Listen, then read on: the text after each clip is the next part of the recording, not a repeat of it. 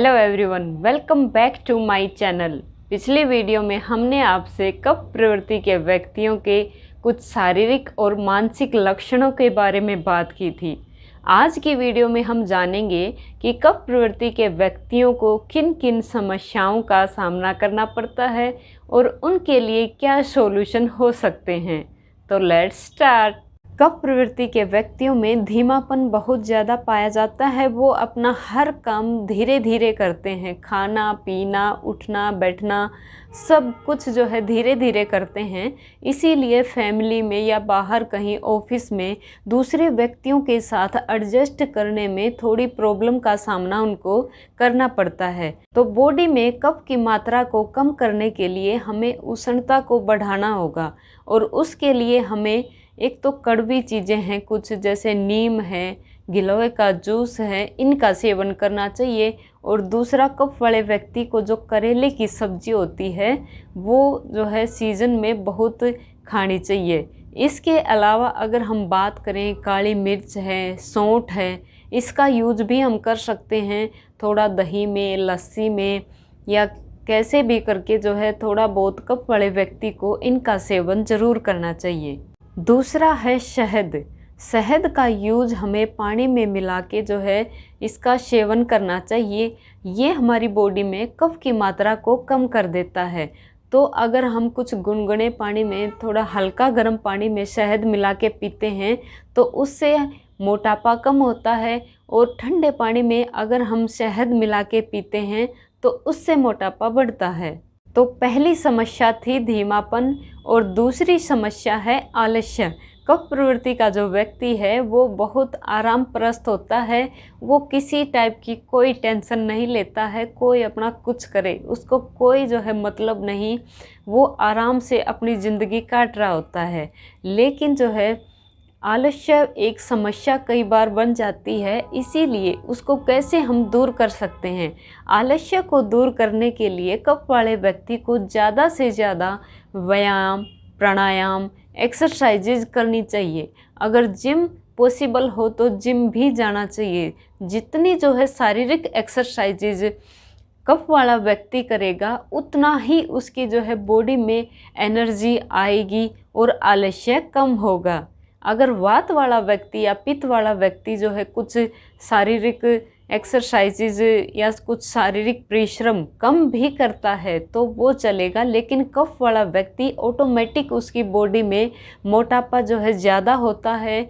इसीलिए अगर हम शारीरिक श्रम नहीं करेंगे तो ये हमारा जो कफ है ये हमारे मोटापे को और बढ़ाता चला जाएगा। कफ वाले व्यक्ति को ऑलरेडी नेचर ने फैट देकर भेजा है।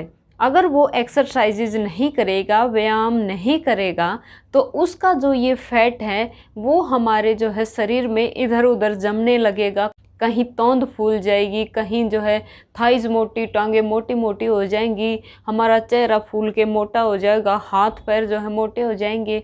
तो इससे जो हमारा शारीरिक ढांचा है वो बिल्कुल बिगड़ जाएगा। तो हमें क्या करना है, एक्सरसाइजेज के थ्रू, व्यायाम के थ्रू अपने इस फैट को बहुत ही सुंदर तरीके से एडजस्ट करना है ताकि हमारी बॉडी बहुत ही सुंदर लगे। बॉडी में कफ बढ़ने से हमारे शरीर में बहुत सारी समस्याएं पैदा हो जाती हैं, जैसे सर्दी, खांसी, जुखाम की समस्या बढ़ जाती है। हमारी बॉडी में आलस्य बढ़ जाता है और हमारा जो दिमाग है वो भी मंद पड़ने लगता है। तो हमें क्या करना चाहिए, एक चिकित्सा है वमन चिकित्सा। तो वमन चिकित्सा में क्या करना है, सुबह उठ के बहुत ज़्यादा मात्रा में पानी पीना है ताकि जो है अपने आप ही जो है पानी अंदर से बाहर आ जाए। तो इससे क्या होगा, हमारी जो स्टमक है उसकी जो है बहुत अच्छे से जो है सफाई हो जाएगी। उसमें जो कफ बढ़ा हुआ था हमारी बॉडी में वो जो है कम हो जाएगा।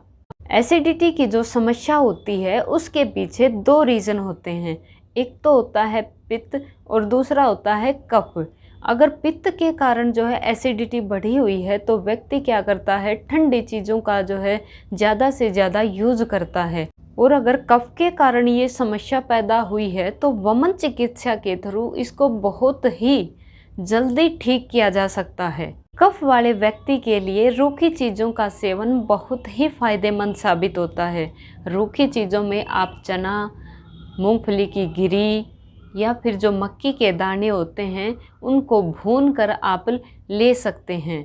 दूसरा है, जो कफ वाला व्यक्ति है वो अपने कफ को कंट्रोल रखने के लिए उपवास का भी यूज़ कर सकता है, क्योंकि कफ वाले व्यक्ति में जो जठर अग्नि है वो मंद होती है।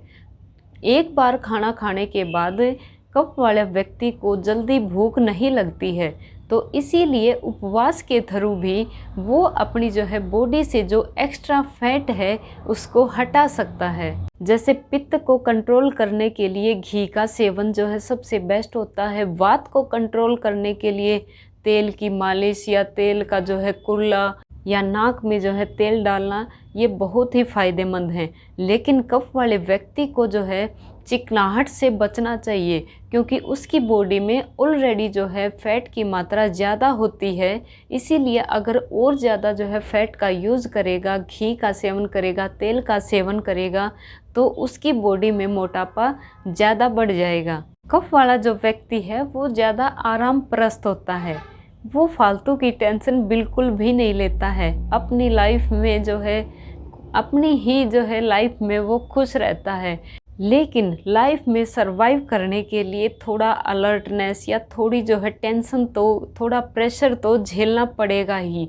इसीलिए जो है अगर हम इन तरीक़ों को अपनाएंगे, शारीरिक व्यायाम, डेली एक्सरसाइजेस करते रहेंगे, तो अपनी बॉडी से कफ को कम करके, आलस्य को दूर भगा के हम जो है बहुत अच्छे से अपना लाइफ स्पेंड कर सकते हैं। तो आज की वीडियो में हमने आपसे बात की कि कफ प्रवृत्ति के व्यक्तियों को किस टाइप की समस्याओं का सामना करना पड़ता है और उसके लिए वो क्या क्या समाधान ढूंढ सकता है।